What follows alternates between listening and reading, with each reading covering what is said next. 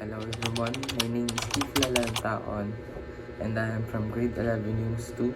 So today, we're going to learn about adverbs.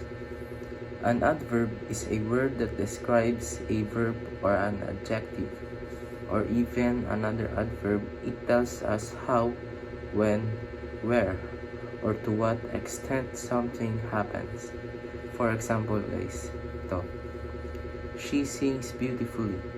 Ito, sinasabi dito kung paano siya paano maganda. Kasi yung sabi dito, she sings. It says na kumakanta. Yung adverb, yun yung nag-a-add ng meaning kung gaano ito meaningful. So ito. Second example, we will meet tomorrow. Sinasabi dito kung kailan. It tells when, no?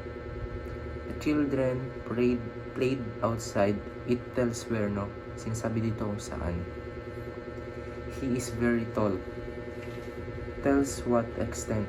Ito dito sinasabi dito kung gaano siya katangkad, no?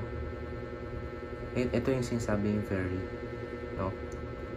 So remember guys, adverbs add more meaning to actions or descriptions.